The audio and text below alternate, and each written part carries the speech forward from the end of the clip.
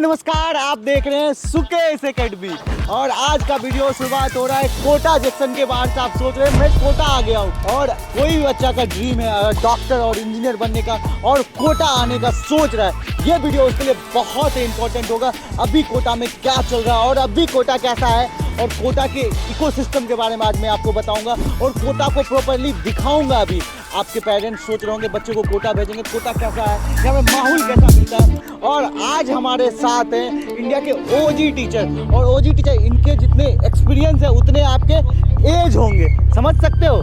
जितना आपका एज है उतना उनका एक्सपीरियंस है। आज उनसे मुझे मिलने का मौका मिला और उनके साथ मुझे कोटा एक्सप्लोर करने का मौका मिला है। कोटा की एक एक चीज़ पे मैं बातें करूंगा, यहाँ का स्टडी मटेरियल कैसा होता है, यहाँ का इकोसिस्टम कैसा है, अभी कोटा में क्या चल रहा है, ये भी आपको जानने के लिए मिलेगा। तो मैं लेट नहीं करता हूँ, आपको मिलाता हूँ कोटा के ओजी टीचर से। Hello sir. हाय, कैसे हैं सर आप लोग? बढ़िया बढ़िया बहुत बढ़िया सर। कोटा आने के बाद अलग वाइब्स आती है सर। जब स्टेशन पे आते हैं उस टाइम से ही अलग फील होने आती है। यहाँ स्ट्रगल की कहानी लिखी जाती है। कोटा की धरती ही ऐसी है। राइट।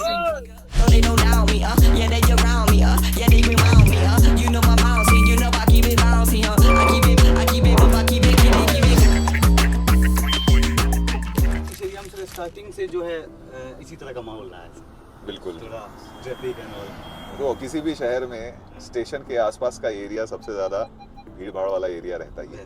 मैं 2005 में जब यहाँ तैयारी करता था तो हम लोग किसी भी स्पेशल ओकेजन को सेलिब्रेट करने के लिए लोग यहीं आया करते थे। ये है अमर पंजाबी ढाबा। अच्छा है, अमर पंजाबी ढाबा। अब तो सर कोटा में 2-3 खुल गया है। हाँ, कोटा में अब उस तरफ भी खुल गया है। पहले सिर्फ और सिर्फ यहीं स्टेशन पे था।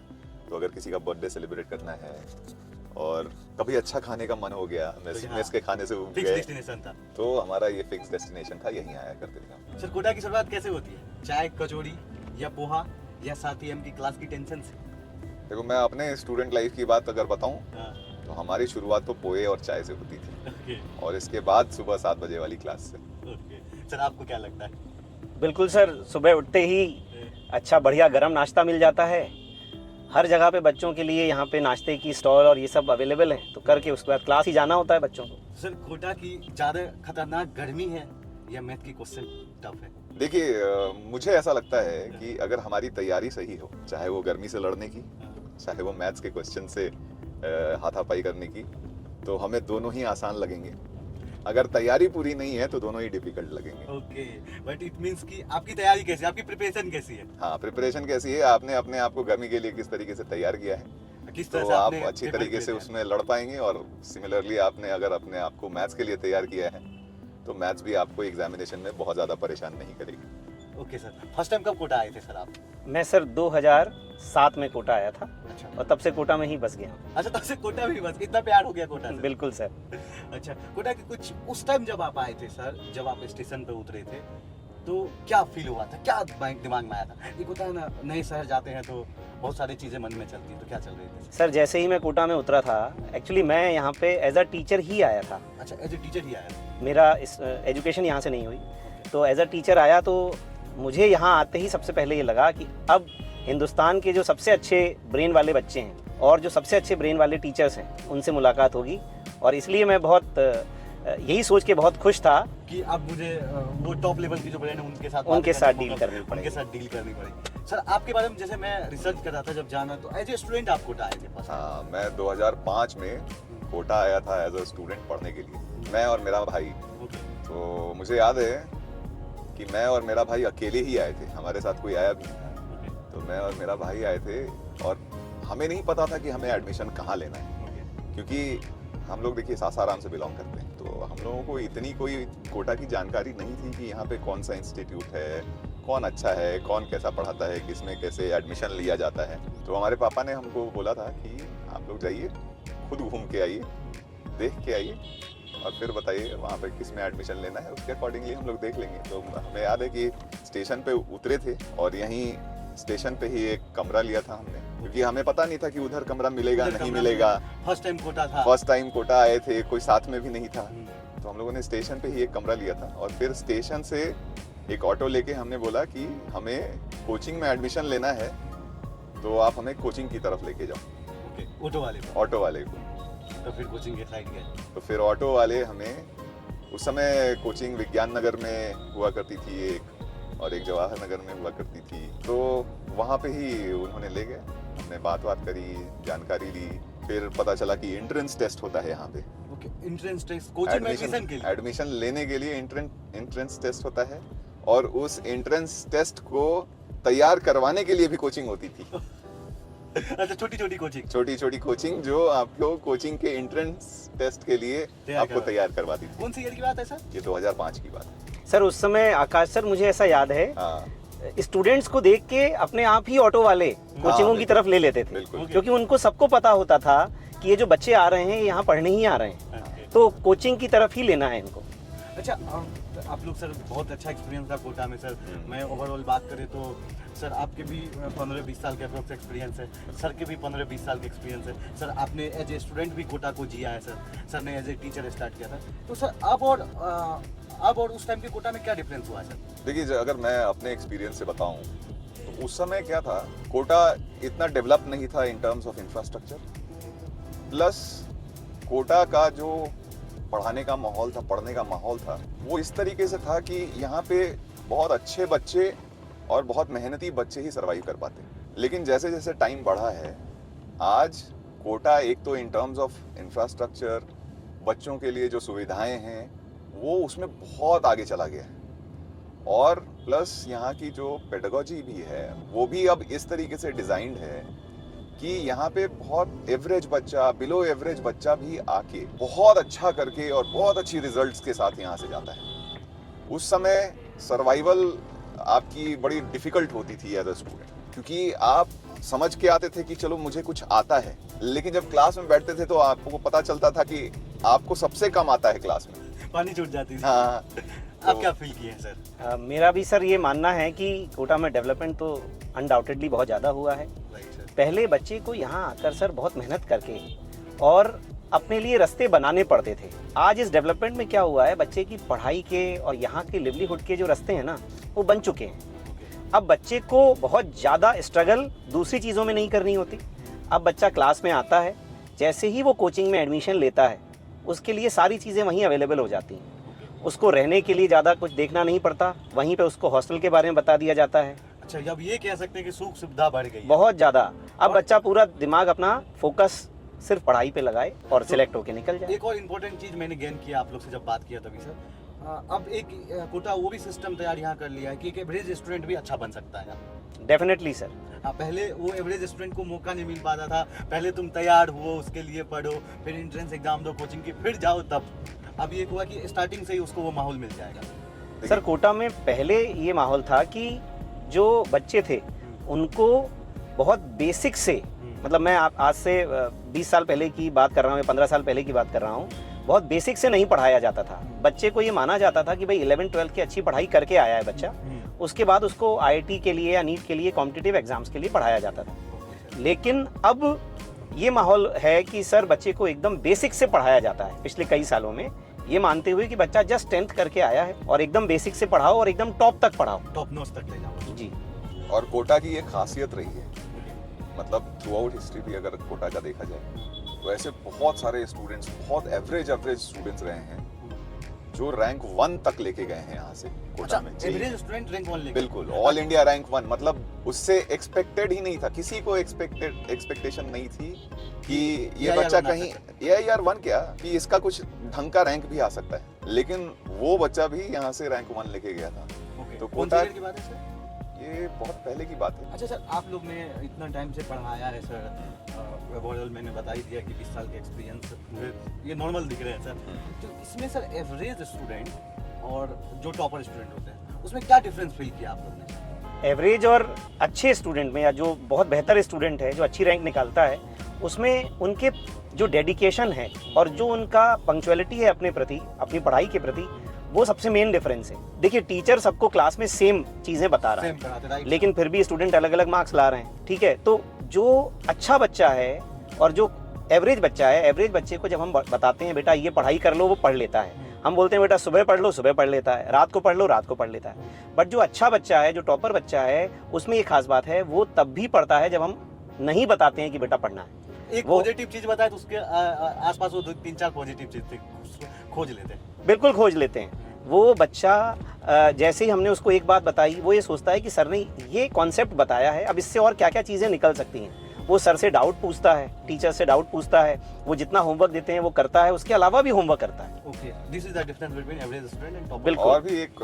बहुत बड़ा डिफरेंस है कि जैसे यूजुअली जो एवरेज स्टूडेंट्स होते हैं, एक बार एक गलती करते हैं ना तो उनको लगता है कि चलो ये एक ही गलती हुई ना, ठीक है जाने दो। लेकिन जो बहुत अच्छा स्टूडेंट है, बहुत अच्छा स्टूडेंट है, जो पोटेंशियल टॉपर है, वो अपनी गलतियों से बहुत सीखता है।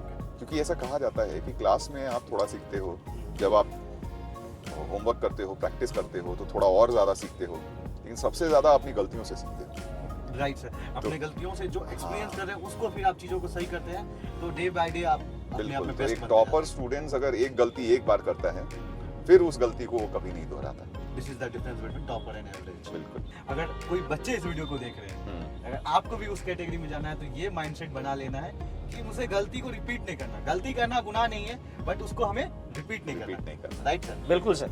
सर आप कोटा आए थे, पैदल आए थे, यहाँ पे साइकिल से कोचिंग जाते हैं, मैं साइकिल की सर, आज मर्सरीज से सर। इस टाइम में सर कितना कोटा बदला सर?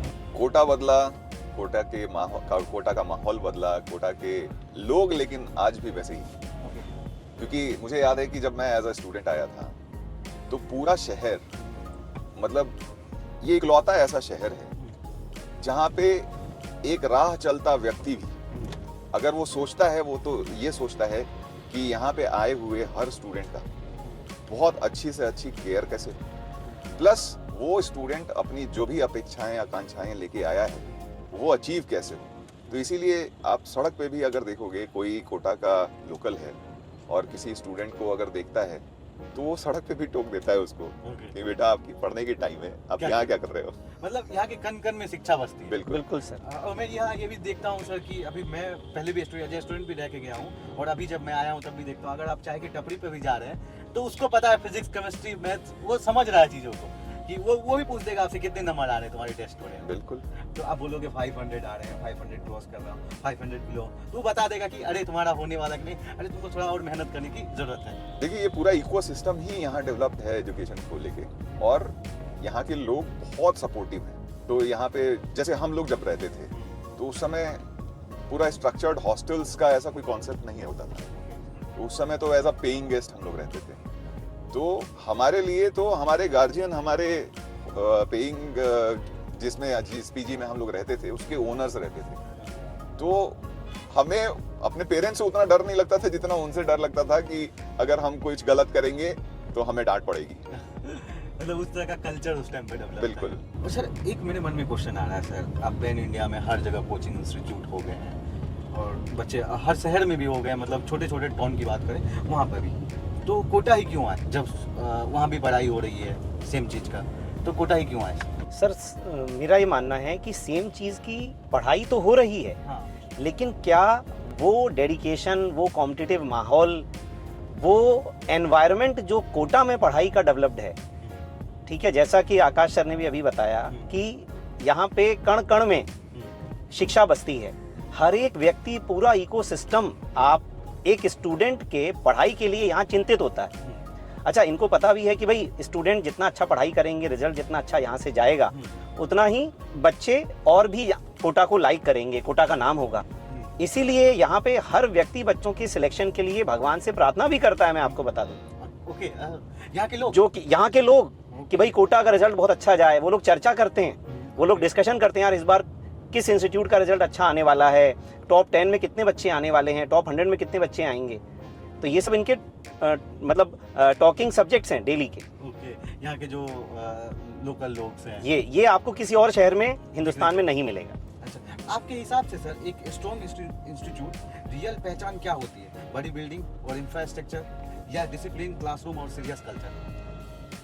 मुझे लगता है कि एक इंस्टीट्यूट का सबसे जो प्राइज्ड पोजीशन है वो है उसकी पेडागोजी, उसका फैकल्टी स्ट्रेंथ, और प्लस उसका जो कल्चर है। एक इंस्टीट्यूट का हमेशा एक कल्चर होता है, राइट सर। तो वो कल्चर कैसा है वहाँ पे। तो जैसे हम अन अकेडमी की अगर बात करें तो अन अकेडमी में हमारे पास एक्सीलेंट फैकल्टीज का टैलेंट पूल है जो प्रूवन ट्रैक रिकॉर्ड के साथ आते हैं, जिन्होंने एवरेज स्टूडेंट्स को टॉप 10 के अंदर पहुंचाया है अपने सही गाइडेंस से, अपने सही मार्गदर्शन से और सही तरीके से स्टूडेंट को मोटिवेट करते हुए। क्योंकि ये देखिए, जो जेई और नीट का जो जर्नी होता है, जेई के बारे में मैं स्पेसिफिकली ज़्यादा बता पाऊंगा क्योंकि एक्सपीरियंस भी है हमारा एज अ स्टूडेंट और एज अ टीचर भी। लंबी जर्नी होती है, 2 साल 3 साल की लंबी प्रिपरेशन जर्नी होती है, मैराथन जर्नी होती है, तो इसमें बहुत सारे उतार चढ़ाव आते हैं। तो ऐसा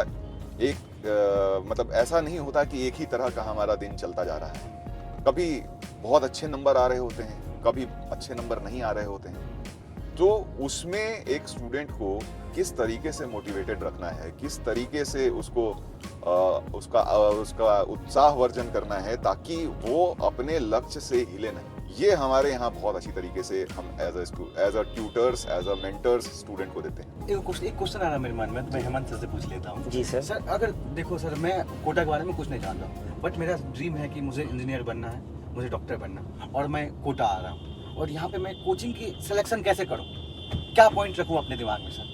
सर कोचिंग के सिलेक्शन के लिए अनडाउटेडली सबसे पहला पॉइंट तो यही है कि रिजल्ट कैसा है, पास्ट जो कंपटीशन के रिजल्ट्स हैं वो किस तरह के आ रहे हैं। डेफिनेटली कोटा के जो रिजल्ट्स हैं वो सबसे बढ़िया होते हैं। अब उसके बाद आप जब उस इंस्टीट्यूट में जाएंगे कि भाई यहाँ रिजल्ट अच्छे हैं, फिर आप वहाँ का कल्चर देखेंगे, वहाँ पढ़ाने का तरीका, वहाँ पे किस तरह का मटेरियल है, ये सब आपको कोचिंग में बताया जाता है। तो वो सब देख के आप डिसाइड कर सकते हैं कि हमें कौन सा कोचिंग ज्वाइन करना चाहिए। सर एक कल्चर और मैंने सुना है सर, मैं ऑनेस्टली ये बात पूछना चाह रहा हूँ सर, कि यहाँ बच्चे की भीड़ भाड़ बहुत ज़्यादा है, कि जो टॉपर स्टूडेंट है उसको अलग फैकल्टीज पढ़ाते हैं और जो एवरेज स्टूडेंट है उसको अलग फैकल्टीज मिलते हैं। क्या इसमें कितनी सच्चाई है? देखिए, अनअकैडमी में हम ये प्रोसीजर बिल्कुल फॉलो नहीं करते। हाँ, लेकिन क्या है कि कई बार क्या होता है कि एक बैच में होमोजेनिटी होनी बहुत ज़रूरी है, क्योंकि बहुत ज़्यादा अगर उतार चढ़ाव वाला बैच हो जाए कि कुछ बच्चे बहुत अच्छे हो जाएं, कुछ बच्चे रिलेटिवली कमज़ोर हो जाएं, तो उसमें क्या है, एज अ ट्यूटर एक बड़ा चैलेंज आ जाता है। तो बैच की होमोजेनिटी मेंटेन करने के लिए हम लोग क्या कहते हैं कि जिन बच्चों जो सेम इंटेलेक्चुअल लेवल के बच्चे हैं उनको साथ में रखने की कोशिश करते हैं ताकि उनको उस तरीके से उनकी रिक्वायरमेंट के हिसाब से उनको गाइड किया जा सके। अगर किसी को ज़्यादा एक्सप्लेनेशन की ज़रूरत पड़ती है तो वहाँ पे उस तरीके की रिक्वायरमेंट्स उनकी फुलफिल हों।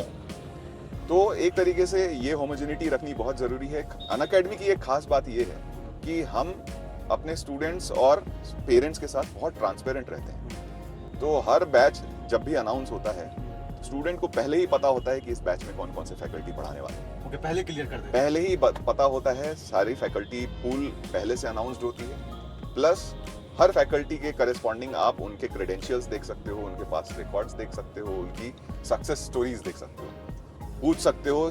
स्टूडेंट्स एडमिशन लेने से पहले अपने हर ट्यूटर से आके इंटरेक्शन भी कर सकते हैं, बात कर सकते हैं, समझ सकते हैं उनको और उनके पढ़ाने के तरीकों को जान सकते हैं। और इसके बाद हमारे यहाँ बैच में बच्चे एडमिशन लेते हैं। तो हमारी ट्रांसपेरेंसी पूरी रहती है। एक सिलेक्शन का वे ये भी हो सकता है कुछ? बिल्कुल, ये इन जनरल में बातें की है। हाँ बिल्कुल, आपको इनफैक्ट अगर पहले से पता हो, क्योंकि बहुत जगह पे ऐसी जानकारियाँ पब्लिक नहीं की जाती हैं, वो बैच अनाउंस होने के बाद ही पता चलता है कि हमारा कौन, इनफैक्ट क्लास में पहले दिन जाने के बाद पता चलता है कि हमें कौन पढ़ाने वाला है। हाँ, यहाँ पे हमें पहले से पता होता है, हम बच्चों को पहले से ही बता के रखते हैं। और सर अनअकैडमी में मैं आपको बताऊं कि जो एवरेज टीचर्स के, एजुकेटर्स के एक्सपीरियंस हैं वो 14 साल प्लस है। प्लस अच्छा, यानी यहाँ पे जो फैकल्टी टीम है वो बच्चे को बिल्कुल भी ऐसा नहीं है कि कोई नए फैकल्टीज पढ़ा रहे हैं, पूरा बहुत ज़्यादा एक्सपीरियंस फैकल्टी टीम है। ये पूरा बदल गया है सर। बोला कहाँ पहुँच गए हम लोग अभी? इसको एरोड्रॉम सर्कल बोलते हैं। यहीं पास में अपना एयरपोर्ट भी आने वाले समय में बनना, डेवलप हो सकता है। उस टाइम से वैसा ही ऐसा लग रहा मुझे, क्योंकि हम लोग भी जब 2016 में डेवलप, उस टाइम तो ये भी डेवलप नहीं हुआ था सर। नहीं, ये अभी रिसेंटली ही बना है। क्या प्यारा लग रहा है सर। हाँ। अलग वाइब आ रही है आपको सर, बदला सर देख रहे हैं। सीडी सर्कल, हाँ हम लोग के टाइम पे सर यहाँ पर चेकिंग हुआ करती थी, तो वो छोटी सी स्कूटी हम लोग रखा था, तो इधर से नहीं आके उधर से साइड से हम लोग निकल जाते थे। आप कुछ स्टोरी बताइए सर उस टाइम में जो आप यहाँ पे किए होंगे, देखिए जो यादगार हो। बहुत सारी शैतानियाँ तो हम लोगों ने नहीं की थी, क्योंकि हमारा फोकस थोड़ा स्टडीज़ की तरफ ज़्यादा था। हाँ, लेकिन कभी कभी हाँ, संडे को हम लोग जिस दिन टेस्ट होता था ना, हाँ, उस दिन बहुत मस्ती करते थे, क्योंकि ये एक तरीके से पेरेंट्स को भी ये चीज़ पता थी कि आज संडे को टेस्ट है, तो आज तो ये लोग पढ़ने से रहे। तो हम लोग जिस संडे को भी टेस्ट होता था, उस संडे को जाके हम लोग मूवी देखते थे। कभी कभी कौन सा हॉल था यहाँ पे? आइनॉक्स सर? उस समय नहीं, उस समय ओम सिनेप्लेक्स करके था, और मैं आपको लेके भी चलूंगा। आज उसकी शक्ल कुछ और है, अच्छा, आप बदल चुकी है क्या? बदल चुकी है। तो हम लोग वहाँ मूवी देखने जाते थे, और हमारे लिए मस्ती का बस यही था, रात को घूम लिया, फिर पढ़ाई से थोड़ा बोर हुए तो चाय पीने चले गए, कुछ नाश्ता करने चले गए। फेमस होती थी चाय पीने के लिए सर कोटा? उस समय हम लोग जब रहते थे विज्ञान नगर में रहते थे, तो विज्ञान नगर में ही 2-4 चाय के अच्छे दुकान थे, मिठाई की अच्छी दुकान थी, और यहाँ पे रात को ना बच्चों को एक और अच्छी चीज मिलती है, यहाँ पे रात में दूध, केसर दूध बहुत अच्छा मिलता है। हाँ, अभी भी मैं देखा कहीं कहीं पे वो लगा के केसर दूध। बिल्कुल, कोटा की केसर दूध। तो हम लोग यूजुअली रात में तो खाना खा के वॉक करने निकलते थे, और केसर दूध पी के फिर वापस हॉस्टल अपने पीजी में जाते थे। अब तो सर बिल्कुल लाइफ आप लोग का चेंज हो गया सर, एज ए स्टूडेंट आप एज ए टीचर और आईआईटी क्वालिफाई किए सर, तो अब कहीं लगता है टफ कि आप वो 5 स्टार? नहीं नहीं, हम अभी भी वही जमीन से जुड़े हुए लोग हैं। हम अभी भी वही जमीन से जुड़े हुए लोग हैं। हमें 10 रुपए की चाय ही ज्यादा अच्छी लगती है एज कम्पेयर टू 300 रुपए की सीसीडी की कॉफी। सबसे अच्छा जो टाइम पास है ना सर हम लोगों का, वो बच्चों के साथ ही होता है। आप कभी भी कहेंगे यार बोर हो रहे हैं, चलो कहाँ चलें, बच्चों से मिलने चलते हैं। अच्छा, और पहले तो सर ऐसे भी मुझे किस्से याद हैं जो हम लोगों ने किए हैं बच्चों के साथ, कि पता चला आज बच्चों का मूड है सर कल संडे है ना, आज रात को क्लास करेंगे पूरी, तो रात भर क्लास चलती थी सर। अब बच्चों के साथ 3-3 घंटे की क्लास चल रही है, फिर उनके लिए समोसे आ रहे हैं गरम गरम दुकान खुलवा के रात भर। तो ये सब माहौल भी पहले हुआ करता था, लेकिन हाँ ठीक है, अब नहीं है ये सब माहौल। अच्छा, अब नहीं, अब थोड़ा प्रोफेशनल तरीके से पढ़ाई होती है। सर अभी तक सर क्या आप लोग से एक अजीब क्वेश्चन पूछा गया, जैसे बच्चे लोग होते हैं थोड़ा सा दिमाग से कि लगाते रहते हैं, अरे न्यूटन जब बैठा हुआ था तो एप्पल ही क्यों गिरा, कुछ और ही गिर जाता, तो इस तरह का सबसे खतरनाक क्वेश्चन क्या पूछा बच्चों ने?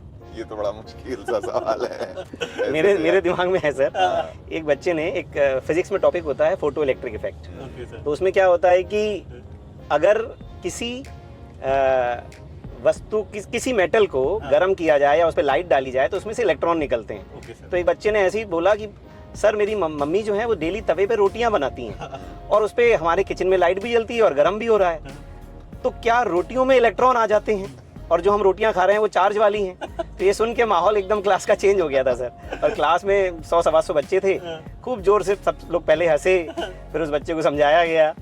तो ये इस तरह के बच्चे क्वेश्चन पूछते हैं। रोटी में भी इलेक्ट्रॉन आते हैं, इलेक्ट्रॉन आ गए। हाँ, बनी रहते बच्चे सर, बच्चे के दिमाग में चलते रहते हैं ना, जब वो पढ़ता है तो यार को रिलेट कर लेता जी। बिल्कुल, लेकिन यहाँ बच्चे को हर चीज के आंसर दिए जाते हैं। अच्छी बात यह है कि कोटा में जितने भी टीचर्स हैं, एक तो पहले बहुत लर्नेड टीचर्स हैं, और प्लस क्या है कि हम भी एज अ स्टूडेंट यहाँ पे आए थे, तो हमें समझ में आता है कि भाई चैलेंजेस बहुत तरीके के हो सकते हैं। हो सकता है कि हमें जो बेसिक चीज़ें हैं उतनी अच्छी तरीके से नहीं पता है, तो हम ये कभी भी मान के नहीं चलते कि बच्चा मतलब बहुत कुछ जान के यहाँ आया हुआ है, तो अगर वो बेसिक से बेसिक भी डाउट पूछेगा तो हम उसका आंसर देते हैं। बेसिक से बेसिक भी। इनफैक्ट मैं जब स्टूडेंट था तो मैं तो इनफैक्ट इनकरेज करता हूँ स्टूडेंट्स को कि आपको एकदम बेसिक से बेसिक, आपको ये नहीं सोचना है, घबराना नहीं है या फिर हिचकना नहीं है डाउट पूछने से पहले, ये सोच के कि ये मेरा अकेले का डाउट है, मैं कभी बाद में इसको पूछ लूँगा। आपको क्लास में पूछना चाहिए। इनफैक्ट मैं एज अ स्टूडेंट खुद ही बड़ा बेशरम हुआ करता था डाउट पूछने में, मुझे बिल्कुल शर्म नहीं थी और कई बार डांट भी पड़ जाती थी उस मामले में, लेकिन मैं फिर भी डाउट पूछता था। आजकल के बच्चे हेजिटेट बहुत होते हैं, बहुत हेजिटेट करते हैं, तो मैं तो पूरी तरीके से कोशिश करता हूँ अपने क्लासरूम में कि उस तरह का माहौल बनाया जाए जहाँ पे बच्चे इतने कंफर्टेबल हों कि बहुत अच्छी तरीके से डाउट पूछ सकें। बिल्कुल, मैं आपको अपनी पुरानी यादें थोड़ा सा ताज़ा करवाने के लिए यहाँ लाया रहा हूँ। ये विज्ञान नगर का एरिया है, और जब एज अ स्टूडेंट हम लोग यहाँ आए थे तो इधर ही रहते थे। इस तरफ हमारा कोचिंग था, एकदम ठीक सीधे। पार्क भी है ना सर? हाँ, पार्क भी है ना इधर? पार्क तो देखिए कोटा की खासियत ये है कि आप जहाँ भी रहिएगा ना उसके आजू बाजू आपको 2-3 पार्क जरूर मिलेंगे। एकदम मतलब वो माहौल आपको मिल जाएगा, पढ़ो, चल जाओ, थोड़ी रिलैक्स हो जाओ, टहल लो। इसी गली में आप रहते थे क्या? जी, मैं इसी गली में रहता था। मैं आपको मकान भी दिखाऊंगा जिस Okay. मकान में मैं रहता था। सर एक चीज़ मुझे बताओ सर, चलो मैं एक स्टूडेंट हूँ सर, और मैंने यहाँ पढ़ाई किया और यहाँ से मैं चला गया किसी सिटी में, या सिलेक्शन हुआ कि नहीं हुआ, मतलब मैं चला गया, तो मैं कोटा को क्या क्या चीज़ लेके थैंक्स बोलूँगा? हेमंत सर, आप बताइए। सर मेरे हिसाब से कोटा अपने आप में ही विनर्स का शहर है। यहाँ कोई भी आता है तो वो कुछ ना कुछ जीत के ही जाता है। उसका कारण क्या है? देश की विभिन्न संस्कृतियों से और अलग अलग हिस्सों से आए हुए बच्चे यहाँ रहते हैं, और आप जितना उनसे इंटरेक्ट करते हो उतना ही आप जीवन के बारे में सीखते हो।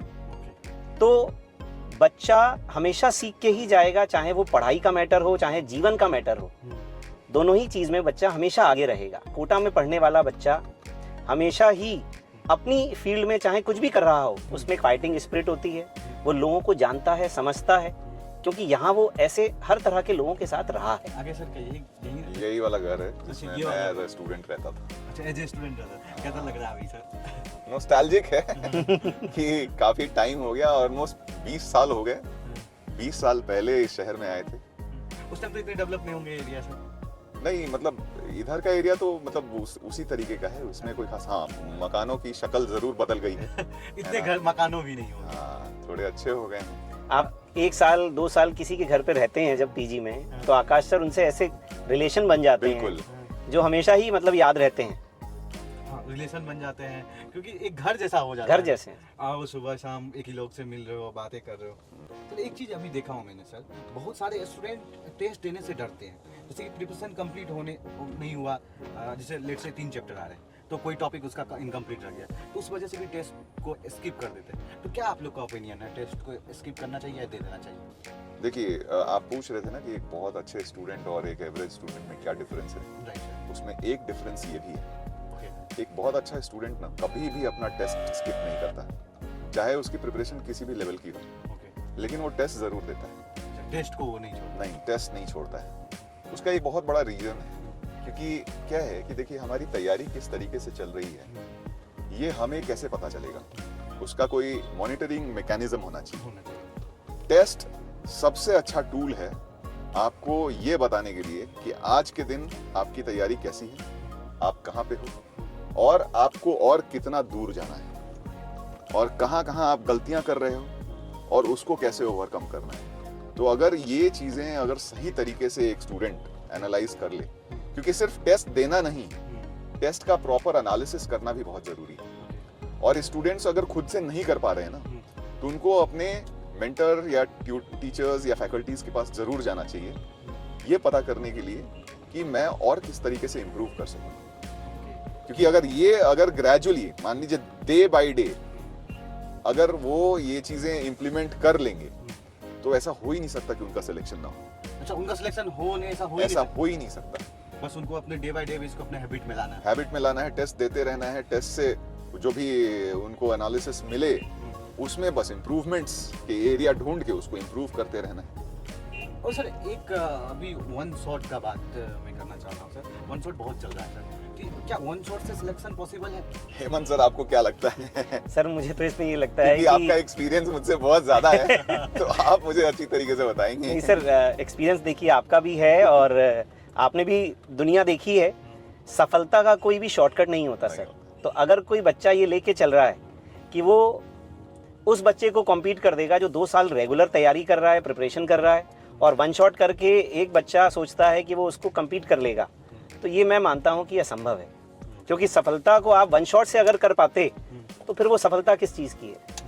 जब आप खुद लोग अभी जितने भी मोटिवेटर है या टॉप टीचर, वो भी बोलते हैं कि सफलता का कोई शॉर्टकट नहीं नहीं है, तो ये one shot is like shortcut. Shortcut. हाँ, जिस बच्चे ने अच्छी रिग्रेस तैयारी कर रखी है, अगर उसको ऐसा मौका मिलता है कि भाई चलो 5 घंटे में पूरा सब्जेक्ट रिवाइज हो रहा है, तो वो उसको कर सकता है। उसको डेफिनेटली एक अच्छा रिव्यू मिल जाएगा और एक अच्छा रिवीजन हो जाएगा। अच्छा, वन शॉट उन बच्चे के लिए बेनिफिट है कि जो बच्चे लेट से उसमें तैयारी कर रहे हैं, बट वो थोड़ा सा रिवीजन करना चाहे। बिल्कुल। अगर बच्चे देख रहे होंगे तो आप भी इस चीज़ को रिलेट कर रहे होंगे। आप बताए भी, आप क्या फील करते हैं, कमेंट में बताना कि क्या हम लोग जो बातें कर रहे हैं इसमें आपने क्या फील किया, और हम लोग कोशिश कर रहे हैं कि जो रियलिटी है उसी पे बात कर पाए।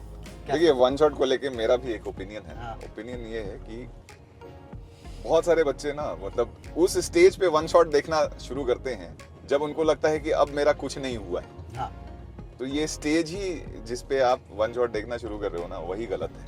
क्योंकि आपका देखो क्या है कि अगर मान लो आपने 4 दिन से खाना नहीं खाया है ना, तो ऐसा तो नहीं है ना कि आप जिस 4 दिन के बाद खाना खाने बैठोगे तो उस 4 दिन का खाना एक टाइम में ही पूरा खा जाओगे। नहीं, ये तो नहीं, possible पॉसिबल नहीं है। तो हमारी लिमिटेशन है, ब्रेन की लिमिटेशन है, हमारे लर्निंग की लिमिटेशन है। आप एक दिन में बैठ के पूरा का पूरा मैथ्स जो 2 साल की तैयारी के लिए बना है वो प्रैक्टिकली पॉसिबल नहीं है। तो इसीलिए सर ने जैसे बोला कि वन शॉट उन स्टूडेंट्स के लिए थोड़ा सा हेल्पफुल हो सकता है कि जिन्होंने बहुत अच्छी तैयारी ऑलरेडी की हुई है और वो एक क्विक रिवीजन चाहते हैं और क्विकली उन कॉन्सेप्ट्स को एक बार गो थ्रू करना चाहते हैं जो शायद कहीं वो उस पे उतने कॉन्फिडेंट नहीं। बेसिकली पॉइंट ये है सर, ये कंपटीशन है और बच्चों को ये समझना पड़ेगा कि कंपटीशन में सिर्फ अपनी प्रिपरेशन ही इम्पोर्टेंट नहीं होती, दूसरे से भी ज़्यादा प्रिपरेशन करनी होती है। तो अगर कोई बच्चा, जैसा कि आकाश सर ने बताया कि कोई बच्चा सिर्फ इसी में है कि मैं वन शॉट ही देख लूं, तो वो ऑलरेडी दूसरों से कम प्रिपरेशन कर रहा है। तो आपको दूसरों से ज़्यादा अच्छी प्रिपरेशन करनी है तो आप कंपटीशन में उससे बढ़िया रैंक निकाल सकते हैं। लेके आ सकते हैं। बिल्कुल। ओके सर, अब थोड़ा सा एरिया के बारे में बात कर लेते हैं। जैसे हम लोग ने एंट्री किया तो जैसे सबसे पहले आ जाएंगे तो लेफ्ट हैंड साइड पे विज्ञान नगर मिल जाएगा। आप इसके बाद आगे जाएंगे तो सर तलवंडी, हाँ तलवंडी, फिर एक सिटी मॉल वाली हो जाती है इंडस्ट्रियल एरिया। हाँ ये सारे जो बेस्ट कोचिंग, टॉप कोचिंग इधर ही मिल जाएंगे। हाँ बिल्कुल। पहले जैसे तलवंडी में और विज्ञान नगर में कोचिंग ज़्यादा थी। हाँ, अब धीरे धीरे हमारे रोड के किनारे ही जो इंस्ट्रूमेंटेशन लिमिटेड का रोड नंबर 1, रोड नंबर 2, इस पे ही मेजॉरिटी कोचिंग्स मिलती हैं और उसके आसपास फिर इंदिरा विहार वगैरह में कोचिंग वगैरह मिलती हैं। सर अभी क्या कॉस्टिंग रह रही होगी? जैसे बच्चे आते होंगे तो एक जनरल बात भी हम लोग कर लेते हैं जी। सर, तो का क्या चार्ज लगता है सर? देखिए आज तो कोटा बहुत ही ज़्यादा अफोर्डेबल है। एक स्टूडेंट अगर चाहे अपनी प्रिपरेशन करना तो मिनिमम से मिनिमम कॉस्ट में उसको हॉस्टल विथ लॉजिंग, फूडिंग सब कुछ इंक्लूड करके 5 से 6 हज़ार में भी अवेलेबल है यहाँ अच्छा, 5 से 6 हज़ार में बिल्कुल पर सर, मंथ, पर मंथ। तो इतने कम कॉस्टिंग में भी वो आराम से और अच्छी फैसिलिटीज के साथ, मतलब अच्छा। ये नहीं कि नॉर्मल और Top काम notch चलाओ, facilities। टॉप नॉच फैसिलिटीज के साथ वो आराम से यहाँ पे अपनी प्रिपरेशन कर सकता है। इनफैक्ट हमारे अनअकैडमी का भी हमने एक रेसिडेंशियल प्रोग्राम लॉन्च किया है, तो अगर स्टूडेंट्स इंटरेस्टेड हो तो वो हमारे यहाँ के बाद भी कर सकते हैं। Okay, residential program. Residential program है जहाँ पे हॉस्टल फैसिलिटी भी अवेलेबल है स्टूडेंट्स के लिए। सर एक क्वेश्चन मेरे मन में आ रहा है ऑफलाइन ऑनलाइन से रिलेटेड बात, कि ऑनलाइन एजुकेशन और ऑफलाइन, अभी के टाइम में सर ऑनलाइन एजुकेशन बहुत थोड़ा बूम कर रहा है, तो सर दोनों में क्या डिफरेंस है? Which one is the best? देखिए बेस्ट के बारे में तो मैं नहीं बताऊंगा कि वो तो एक स्टूडेंट के परसेप्शन पे, उसकी लर्निंग एबिलिटीज़ पे डिपेंड करता है। हाँ लेकिन डिफरेंस मैं ज़रूर बता सकता हूँ। डिफरेंस ये होता है कि देखिए एक ऑफलाइन क्लास में क्या है, बहुत सारे स्टूडेंट, टीचर, सबकी एक पॉजिटिव एनर्जी होती है टुवर्ड्स लर्निंग। तो आप जब उसमें बैठते हो ना तो आप उस पॉजिटिव एनर्जी के साथ साथ आपकी लर्निंग जो होती है वो रिलेटिवली ज़्यादा इन्हांस्ड हो जाती है। और अच्छी बात ये है कि देखिए ये जो प्रिपरेशन होता है ना, इसको क्या है, हम आइसोलेशन में नहीं कर सकते, क्योंकि आपको खुद की प्रिपरेशन से ज़्यादा ये भी पता होना चाहिए कि बाकियों की प्रिपरेशन कैसे चल रही है, क्योंकि कंपटीशन है ना। Right sir. आप आइसोलेशन में अगर प्रिपरेशन करिएगा तो आपको लगेगा कि चलो मेरा तो सब कुछ ठीक ही चल रहा है, लेकिन बाद में जब एग्जामिनेशन में आप बैठिएगा तो पता चलेगा कि आपसे बेटर तो बहुत सारे लोग हैं और उनकी प्रिपरेशन आपसे ज़्यादा अच्छी है। तो जब तक आप एक कोहॉर्ट में, एक सिस्टम में अपने आप को पहले से ही डाल के चेक नहीं करोगे तो थोड़ा सा मुश्किल तो होता है ना। ऐसा नहीं मैं बोल रहा कि नहीं हो सकता, मुश्किल होता है, लेकिन यहाँ पे चीज़ें बहुत आसान हो जाती हैं, क्योंकि जो सिस्टम डेवलप्ड है, जो इंफ्रास्ट्रक्चर डेवलप्ड है, वो पूरी तरीके से स्टूडेंट को उस एग्जामिनेशन की तैयारी में हर एंगल से परिपक्व बनाता है। चाहे वो उसके सिलेबस को लेके हो, एक स्ट्रक्चर्ड वे में उसका सिलेबस कंप्लीशन होता है। दूसरा, प्रॉपर मॉनिटरिंग होती है, होमवर्क देना, उसके एफर्ट्स को एनालाइज करना, उसकी प्रॉपर टेस्टिंग, उसका टेस्ट का एनालिसिस, उसके साथ डिस्कशन, उसकी कमियां, उसकी स्ट्रेंथ, उसकी वीकनेसेस, सब कुछ आइडेंटिफाई करके एक स्टूडेंट को बताया जाता है और सही तरीके से गाइडेंस भी मिलती है। प्लस एक स्टूडेंट के पास एक बेनिफिट होता है कि वो कभी भी किसी भी टीचर को अप्रोच कर सकता है, डाउट पूछने के लिए और भी कोई परेशानियां हो उसको ओवरकम करने के लिए वो हमसे आके मिल सकता है, अपने दोस्तों से बात कर सकता है। दोस्तों से भी बहुत सारी चीज़ें सीखने को मिलती हैं। ओके सर, आपने क्या दोस्तों से सीखा स्टूडेंट लाइफ में? स्टूडेंट लाइफ में 2 फेज में मैं बताऊंगा, एक तो जब मैं जेई की कॉलेज। प्रिपरेशन कर रहा था तब, और एक जब मैं कॉलेज में था तब। तो जब जेई की प्रिपरेशन कर रहा था तो ऐसा बहुत सारा, देखिए बहुत सारे चीज़ें ऐसी होती हैं कि हमें लगता है कि हमें बहुत अच्छी तरीके से नहीं समझ में आई, लेकिन वो क्या है, जब हम एज अ ग्रुप डिस्कस करते हैं तो बहुत अच्छी तरीके से समझ में आ जाता है। तो देखिए, एक अच्छा पीयर ग्रुप रहना आपके लिए वरदान हो सकता है एक तरीके से आपकी प्रिपरेशन जर्नी में। उसका एक सिंपल सा एग्जांपल मैं बताता हूँ। हम लोग 6 दोस्त थे, ये मैं अपने स्टूडेंट्स को भी बार बार क्लास में बताता हूँ। 6 दोस्त हम लोग तैयारी करते थे यहाँ पे जब मैं कोटा में था। तो कुछ चीज़ें मान लीजिए मुझे अच्छी तरीके से नहीं समझ में आई, मैंने अपने दोस्त से पूछ लिया, उसको नहीं अच्छी समझ में आई, उसने मुझसे पूछ लिया। तो जब आप किसी को चीज़ें समझा रहे होते हो ना, तब आपको वो चीज़ें ज़्यादा अच्छी तरीके से समझ में आ जाती हैं और ज़्यादा देर तक याद रहती हैं। तो ये डिस्कशन ना, हेल्दी डिस्कशन बहुत इंपॉर्टेंट हो जाता है। और उसका रिजल्ट ये था कि हम 6 दोस्तों में से 5 आईआईटी में गए थे और एक बच्चा बस थोड़े से के लिए रह गया था, लेकिन वो भी एनआईटी त्रिची में गया था। अच्छा, आप कौन सा आईटी में थे सर? मैं आईआईटी कानपुर में गया था। ओके। हम लोग 5 के ग्रुप में से 3 दोस्त आईआईटी कानपुर गए थे, एक आईआईटी बॉम्बे गया था और एक आईआईटी खड़गपुर गया था। सर, दोस्त चूज करने का कोई क्राइटेरिया होना चाहिए? बिल्कुल होना चाहिए। मुझे ऐसा लगता है कि आपको वो दोस्त चुनने चाहिए जो आपके साथ आपका गोल शेयर करें। कि मतलब अगर आपका गोल है आईआईटी में अच्छा रैंक लाना, तो उसका भी गोल यही होना चाहिए। क्यों हेमंत सर? हाँ। बिल्कुल सर, डेफिनेटली अगर आपका और दोस्त का गोल अलग अलग होगा तो आप दोनों एक दूसरे को समय ही नहीं दे पाओगे, तो दोस्ती फिर क्या चलेगी। दोस्ती क्या चलेगी? एक दूसरे को अपने गोल के बारे में शेयर। बिल्कुल, और पॉजिटिव होने चाहिए, कोई भी दोस्त नेगेटिव नहीं होना सर, चाहिए। आप भी आईटी से, सर भी आईटी से, तो कुछ वहाँ का लाइफ शेयर करिए सर। देखिए, हाँ, जब मैं एक और बात बता रहा था कि जब हम लोग आईआईटी में थे, हाँ, वहाँ की दोस्ती बारे में। वहाँ की दोस्ती बहुत ही अलग तरीके की होती है। प्लस क्या है ना, वहाँ पे आप क्लासरूम में कम सीखते हो और क्लासरूम के बाहर ज़्यादा सीखते हो। ओके। दोस्तों से सीखते हो, बहुत सारी एक्टिविटीज़ होती हैं, स्पोर्ट्स होता है, बहुत सारे को करिकुलर एक्टिविटीज़ होती हैं। तो उसमें वहाँ पे मैंने बहुत कुछ सीखा है। वहाँ पे हम लोग ड्रामेटिक्स क्लब में थे, तो उसमें भी बहुत हेल्दीली पार्टिसिपेट करते थे। म्यूज़िक क्लब में थे और बहुत सारे ऐसे क्लब्स होते हैं जहाँ पे आप बहुत कुछ सीख सकते हो। प्लस नाइट आउट्स हमारे चलते थे, तो उसमें रात भर हम लोग क्रिकेट खेल रहे हैं क्योंकि सैटरडे संडे क्लासेस नहीं होती थी। तो फ्राइडे नाइट एकदम पक्का होता था कि रात भर क्रिकेट खेलना है। सर, एक मीथ है कि रियलिटी है, ये तो आप लोग क्लियर करेंगे सर। आप लोग ने कॉलेज, आईटी कॉलेज में पढ़ा है सर, कि बच्चों को बोला जाता है अगर तुम कॉलेज ले लोगे तुम्हारी लाइफ चेंज हो जाएगी। क्या सच में चेंज हो जाती है? बिल्कुल सर, अगर आप एक अच्छे एनवायरनमेंट में, अच्छे कॉलेज में पहुंच जाते हैं तो डेफिनेटली लाइफ चेंज होती है। ओके। हर जगह का एक कल्चर होता है। ओके। आप अगर किसी मीडियोकर कॉलेज में जाते हैं और किसी टॉप नॉच कॉलेज में जाते हैं, तो वहाँ पे जो एटीट्यूड होता है स्टूडेंट्स का, टीचर्स का, वही धीमे धीमे आपके अंदर आता है और वो विनिंग एटीट्यूड होता है। ओके। और जब आप किसी एवरेज या थोड़े से डाउन कॉलेज में जा पाते हैं, अच्छा कॉलेज आपको नहीं मिल पाता है, तो आपको वहाँ बहुत फाइट मारनी पड़ती है अपने आप को प्रूव करने के लिए, क्योंकि वहाँ पे वो माहौल ही नहीं होता। तो वो पॉजिटिव एनर्जी जो आपको एक अच्छी जगह मिलती है, अच्छे कॉलेज में मिलती है, मेरा ये मानना है कि वो एक मीडियोकर कॉलेज में उसकी कमी रहती है।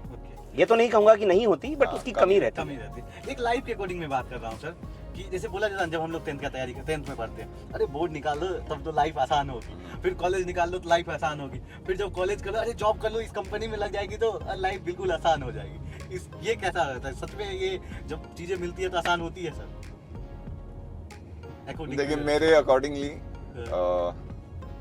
आप मतलब देखिए, लाइफ आपकी कभी आसान नहीं है। हाँ, सिंपल सी बात है। बिल्कुल सर, मेरे मन में भी यही आ रहा था। आपकी कभी Life तो लाइफ कभी आसान आसान नहीं होने वाली है। हाँ, आप अगर इधर से बहुत अच्छी मेहनत करके निकले हो, अच्छे कॉलेज में गए हो, तो आपका जो मेहनत करने का जो एटीट्यूड हो जाता है या कैपेबिलिटीज हो जाती हैं, वो बहुत बढ़ जाती हैं। तो वो कहते हैं ना कि जैसे मान लीजिए आपने एक बड़े से चट्टान में ऑलरेडी ठोकर मार रखी है, तो आप छोटे पत्थरों से आप नहीं डरते, फिर आसान हो जाता है। ठीक है।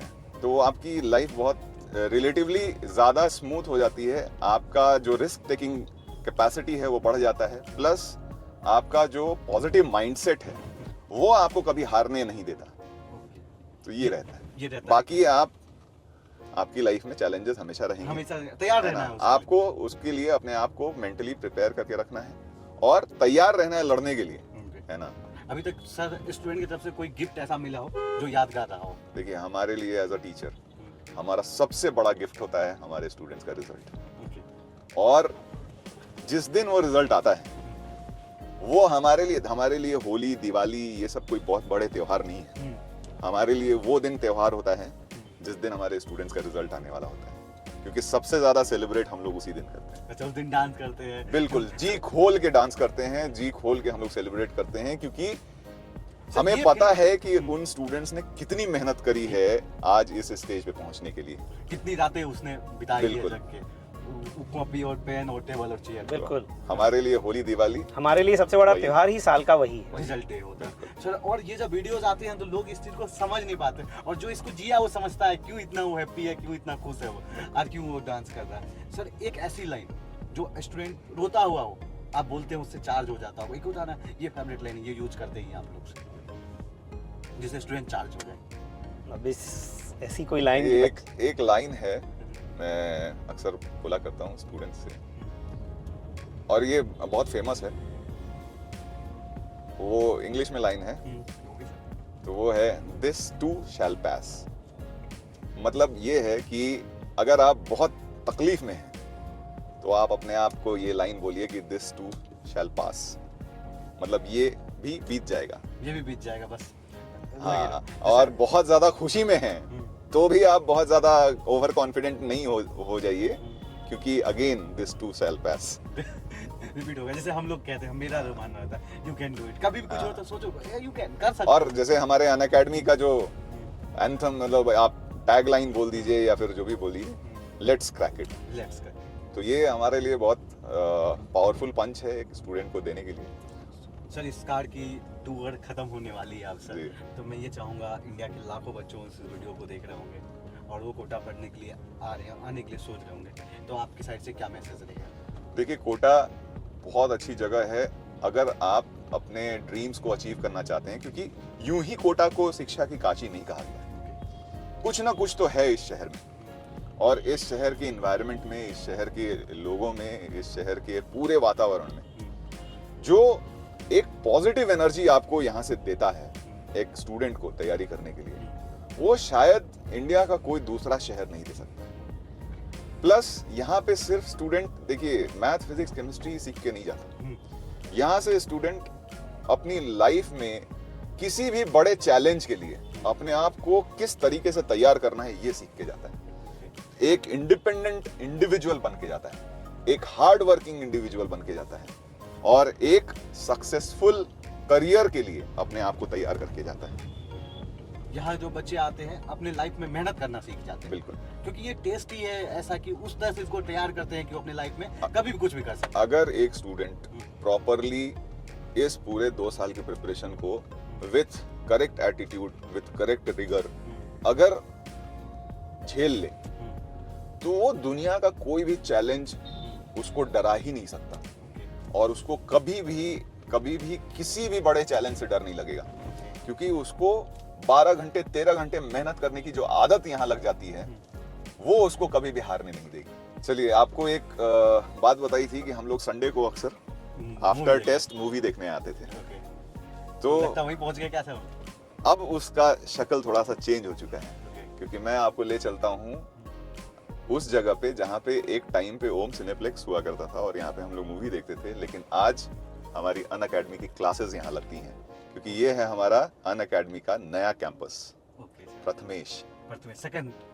सेकंड कैंपस जो हमने यहाँ पे लॉन्च किया है, और बहुत अच्छा रिस्पांस भी है स्टूडेंट्स का, और हम चाहते हैं कि अच्छी से अच्छी फैसिलिटी एक स्टूडेंट को प्रोवाइड करें, सो दैट उसके सक्सेस में हमारा ये कंट्रीब्यूशन तो ज़रूर रहे कि भाई उसको बहुत परेशानी नहीं झेलनी पड़े, उसको जो भी परेशानी झेलनी पड़े वो मैथ, फिजिक्स, केमिस्ट्री में ही झेले, बाकी आजू बाजू की पेरिफेरी हम उसके लिए सेफ गार्ड कर।